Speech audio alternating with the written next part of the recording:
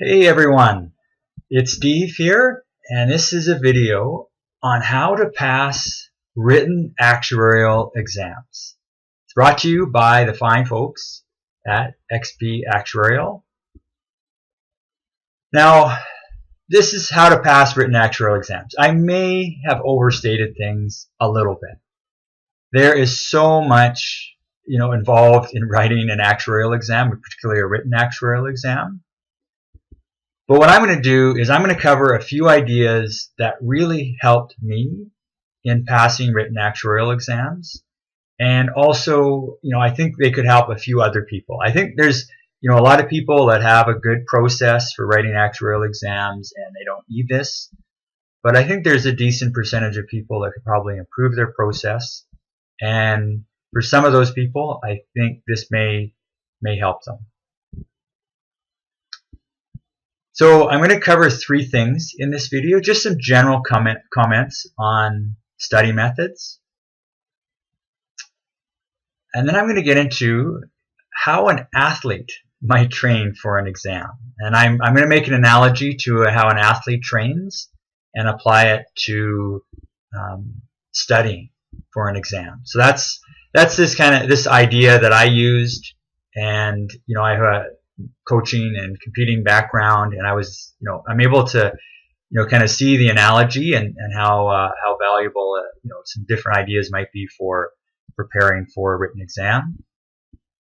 And then I'm going to talk about the specific demands of a written actuarial exam. And this is kind of continuing the athlete analogy that, a coach coaching an athlete would look at the very specific demands of their event or their sport and make sure they develop those the skills to meet those demands. So first, some general comments on study methods. Big thing, everyone is different. There's just, everyone has different ways that will work for them for studying, different environments that they have to be in, on and on. So everyone's different. So that's why this video, even though I call it how to pass written actuarial exams, it may not apply to you, but I think some of this will apply to pretty much everyone. And furthermore, you've got to find your formula. This is something I heard from a coach once, and it was like, oh, this really, it's just a short way to kind of put things in perspective that, you're different from everyone else, but you've got to find the formula that works for you to make, to give you the best preparation for your actuarial exam. Find your formula. And it's something that you've got to adapt over time. Think of how you maybe studied in high school. Maybe you're good enough in math that, you just open the textbook the night before and you'd study and you'd get a good mark on your test. But then you get into actuarial exams, and it's like, oh, okay, I really gotta work, and I gotta, change my approach. I'm not given just, recipe type questions where I just follow a recipe and give you an answer. I've got to be able to understand the question and figure out what to apply. And then, you get into written exams, and it's now a whole, it's kind of a new ball game that you've got to continue to develop your formula for passing actuarial exams. And then, furthermore on this, there's so many dimensions to preparation for an exam. Time management, how am I going to manage my time so I'm preparing, day after day, week after week, that will lead me over a long period of time to success on the exam. What's the right study environment for me? Some people, they want to be just in a quiet room by themselves studying. Other people need to be with, in a group and lots of chatting, and some people, they need to put their phone away and just focus. Other people seem to be pretty good just zipping around between studying and communicating with friends and so on and so forth. So there's a whole bunch of dimensions to preparation, and I'm not going to try and get into this in this video. That's kind of outside what I want to cover. I just want to note, take this into account when you go into this video. This video is not a complete perspective on preparing for written actuarial exams, but it will cover a few key ideas. So we're now into the second topic of this video: how an athlete might prepare for an exam. So this might surprise a few people. Just like, oh, okay, I got to change my perspective. But I think this is a useful perspective. What can we learn from how athletes train, and can we apply that to taking a written or preparing for a written actuarial exam? So, we've got our actuarial student. They're trying to get ready to prepare to pass this exam, and it's very similar to what an athlete will do, where they have to prepare over a long time for a short event, a peak performance against other athletes. That actuarial student, you got to prepare over a long period of time. You want to have a peak performance, against the exam and against other students to a certain extent, and all those students are trying to be at their best. So you're really pushed to be at your best. And again, every stage of learning and writing tests and then writing actuarial exams and written actuarial exams, you've got to continually refine your process so that you can be at a very high level for that specific exam. And it's interesting, in the world of sports, there's so much progress that has been made. In the last 20 years, 10 years, even 5 years, how things around sports training are changing. If you think of Olympic athletes or Tour de France, an example here, Tour de France athletes. And what's interesting is, a multi-Tour de France winner, Chris Froome, is actually coached by someone that came up through swimming and rowing coaching. So this is where, and this is just, in recent years. So this is a coach that, took ideas that were, cutting edge, developed in other sports, and then applied them to a Tour de France athlete. So this is just gives you a sense of how quickly things are changing, that, someone from a different sport has an approach that they could apply to another sport with immediate and dramatic success. And we won't get into, doping or something like that. This is, true sports science, really finding ways that are, healthy way to advance the ability of the mind and body. Okay, so let's first look at the standard process for studying. So the general process that certainly I kind of came across, and I see, a lot of students do this, and it seems, for some students it works well, but you go through, again, this is a written actuarial exam, so you're doing multiple reading passes of the material. You start with some material and you just read through everything right from that page 1 of all the material to page 1100. And then you get through that, and then you go back and you start reading again. And maybe now you start making notes and you go through all the material. And then once you've done a couple passes, then you start doing a big review of everything. So it's kind of these huge cycles that you're going through.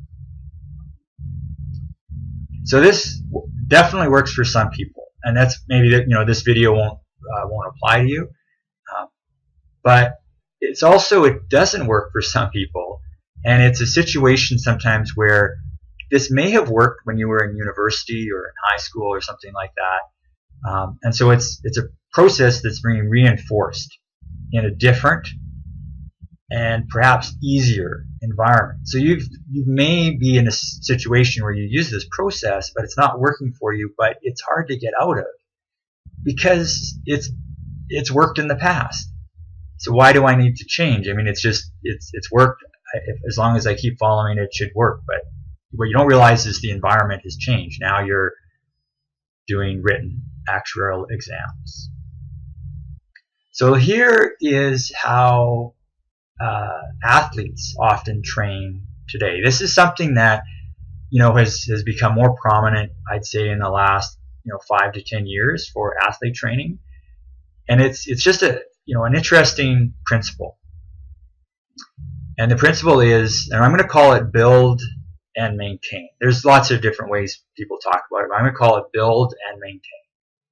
So it takes a long time and effort to build a skill or physiological dimension. So, let's think of a 5,000 meter, or 10,000 meter, or 3,000 meter track athlete, on track and field. And, they've got to have endurance, but they've also got to have a finishing sprint, a real kick at the end if it comes down to, 3 or 4 runners at the end. So that finishing kick, that finishing sprint is a certain physiological dimension, being able to sprint extremely fast after you've made a hard effort. So that's something that a coach might work with an athlete, and they'll really, really, spend a lot of time working on that speed, or that really high-end speed, sprinting ability. But if they work at it and then they kind of ignore it for several months and then they try to come back to it, that skill or that physiological dimension will have declined significantly. But what happens physiologically is, if you only take a little bit of time and effort to, on a regular basis, to maintain that physiological dimension you built up, it really doesn't decline significantly. So this idea is, it takes a lot of time and effort to build something, but it only takes a little bit of time and effort to maintain it. And that's regular effort to maintain it. So this might be also a situation, just in your average person's life, where they try and be in shape. They do some strength training. They do some jogging or fitness classes or something like that. And then they get busy at work. They go on a long vacation.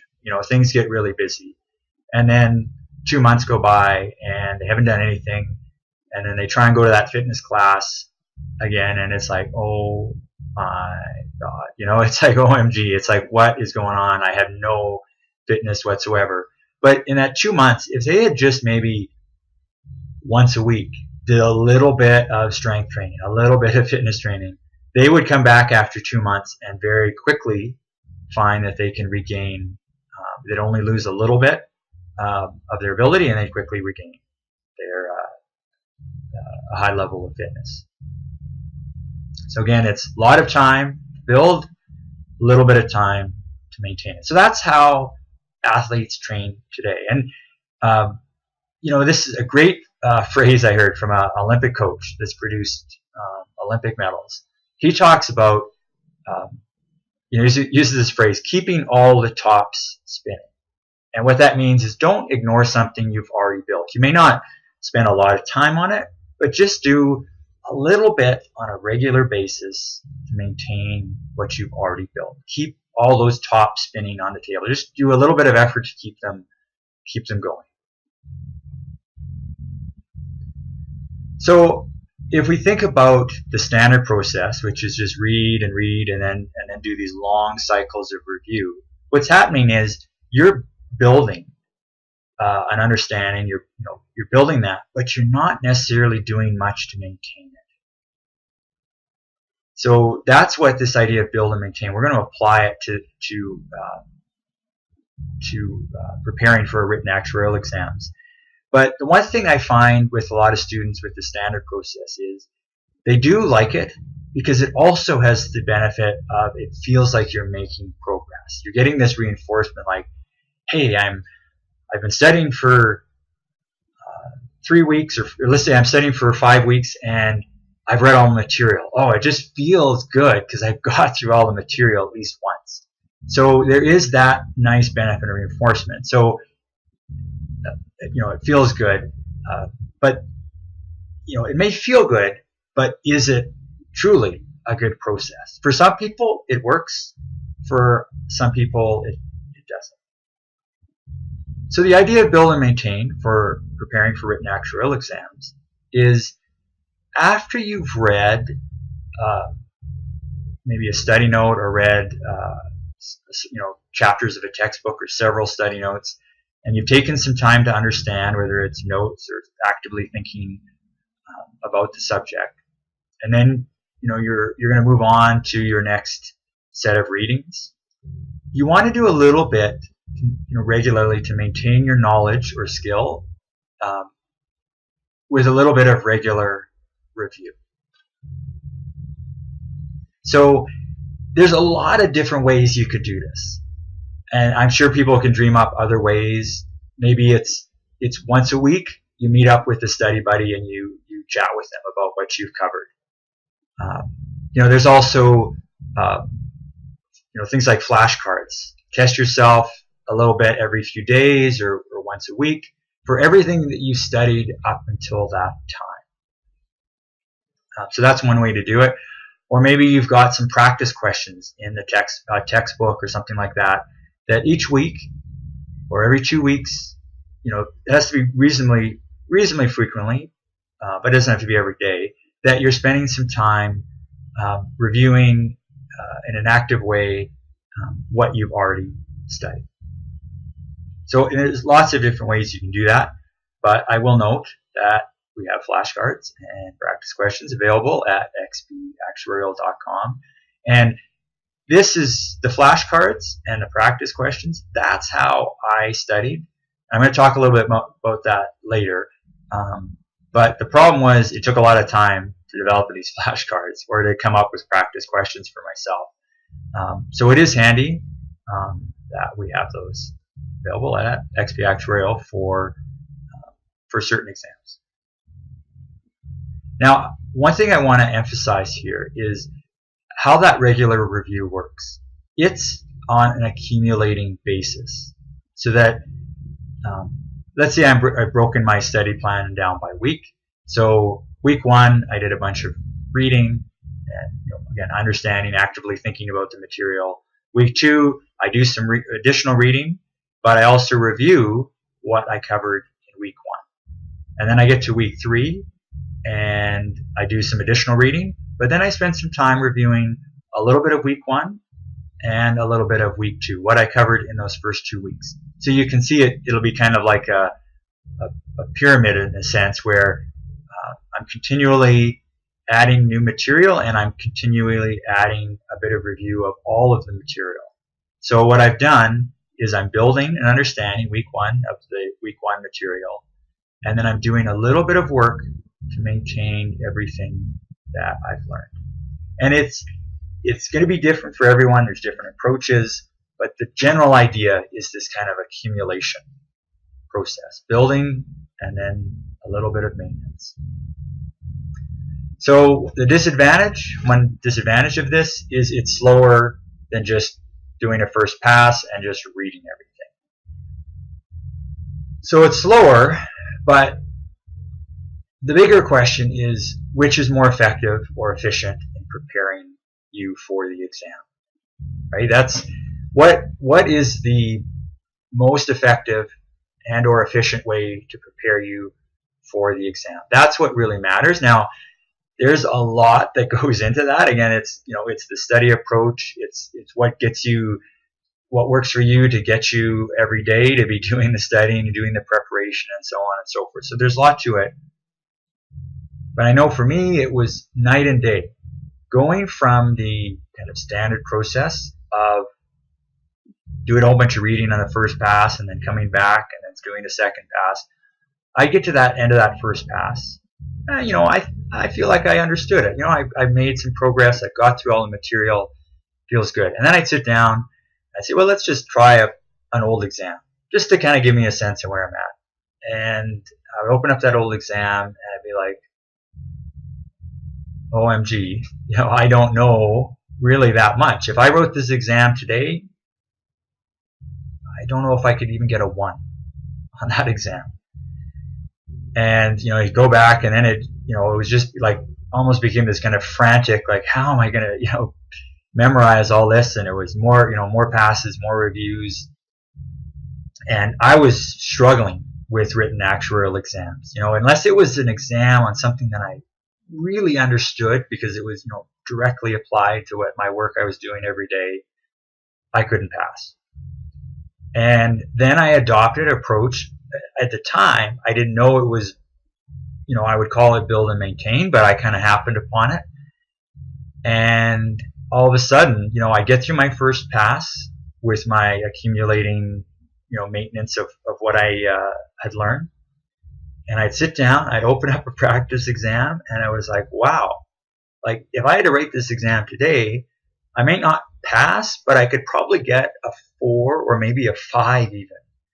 And, I got to do some more review, I got to do some more practice, but it really was interesting, and often it was the material, not the material that I most recently studied, but it was the material from the first days of studying that I knew the best. So it was a total transformation in learning the material, and I went from really struggling written actuarial exams to passing every single written exam after that. Now there's more to it.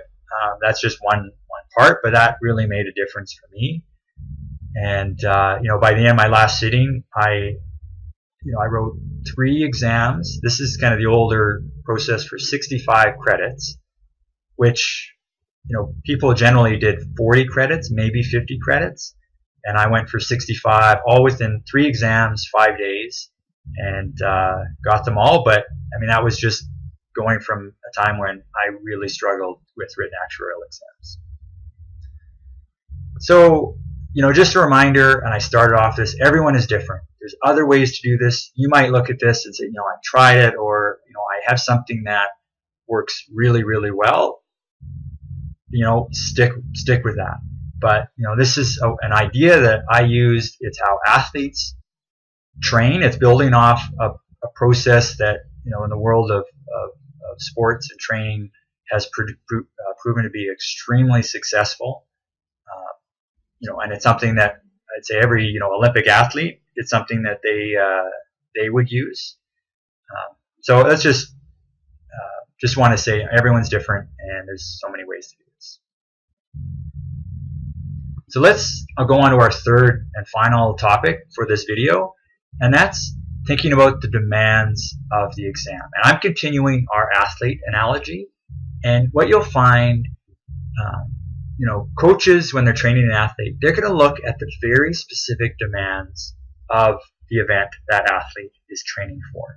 What skills and physiological dimensions do you need to, win at that event and to be at your peak, for that event. So, this is another situation where there's a whole lot of different demands for the exam. There's time limits, there's pressures, and I'm certain you've gone through in other actuarial exams, the mathematical ones, where you can know this stuff, but you need to be able to answer really, really quickly and make judgments really, really quickly as to what questions to skip over. So that's a certain demand of that exam, and there's ways, do practice exams, so on and so forth, to deal with those time limits and pressures. So that would be an example of the specific demands of an exam. And there's so many, I'm not going to try and cover them all.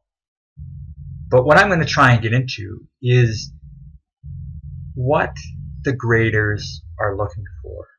This is a specific demand of written actuarial exams, that you're trying to come up with an answer that satisfies what the graders are looking for. To win, you need to satisfy the grader. So that is one specific demand of written actuarial exams. And this is another area that really helped me pass written actuarial exams. Thinking about what are the graders looking for, and whatever answer I come up with has to satisfy what they want. That's, I've chosen to write actuarial exams, and that's the situation that you're faced with. So here's the 2 key questions that that you need to think about. I should say 2 key questions that you need to think about when you're thinking about what the grader wants. The first one: have I answered the question asked? This seems really simple, but this was very important for myself. And then, what should my answer look like? So first of all, have I answered the question asked? This seems really simple. Like, of course, I'm answering the question. I've read the question, and now I'm going to answer it. But there's a little bit of a problem in there, in that our minds are a prediction machine. Our minds are built, we're given a little bit of information, and they immediately, without any effort, start thinking about what's coming next. And there's a famous psychologist, Daniel Kahneman, who talks about our minds as a machine for jumping to conclusions. A machine for jumping to conclusions. So we get a little bit of information, and we very quickly make a prediction or jump to a conclusion. And that's a problem when you're writing actuarial exams, written actuarial exams, and you get a question, it's a long question, you've done this enormous amount of studying, and maybe you've even looked, at practice questions, practice exams. Your brain has this enormous database that it's going to use to predict what that question is and jump to a conclusion as to what that question is. So we end up sometimes, and maybe even often, missing key parts of what that question is asking. So we start reading the question, and we have this subconscious prediction or jump to a conclusion of what it is. So one thing, and this is a little mantra, and this is thinking about an athlete, sports psychology and things like that, often they'll have one or two little mantras in their head just to make sure they stay focused. There's so many things to be worried about, but they'll have some keywords like it might be how my arms move when I'm sprinting, or something like that. There might be just a little bit of a phrase, and the phrase that I came up with for when I was writing actuarial exams is, as I'm maybe halfway through, I write the question, I'm writing my answer, I ask, have I really answered the question? Go back to the question, what is it specifically asking? Okay, yeah, my answer is in sync with that. And then when I finish writing the question again, have I really answered the question? Go back, just take a moment. What was that question asking? Does my answer match it, or my part answer? Because often you've got questions where you can't fill out the entire answer because you just don't have all the knowledge, or you don't have all the time. But that was my mantra with written actuarial exams. Have I really answered the question? And I just repeat that to myself. I'd repeat it to myself when I was writing practice exams, so on and so forth. So that was drilled into me, so that when I came into that exam, that was almost, maybe not subconscious, but it was almost automatic way for me to override my automatic prediction machine or machine for jumping to conclusions. And it's surprising how many times it's like, oh, I'm starting to come up with an answer that is not really answering the exam question. So I found it super useful. And then the final thing I'm going to talk about today is our second question here for the demands of the exam. What should my answer look like? And again, you come through high school, you come through university, you think this should be very straightforward. But one thing that's interesting, and I think lots of students know this, but not all of them, or they know about it, they haven't really looked at it. The SOA has a whole document on written actuarial exams. It goes through a whole bunch of information on how they grade exams, how they write exams, key things to keep in mind, and it's a good document to go through. The only problem is it's a 35-page document.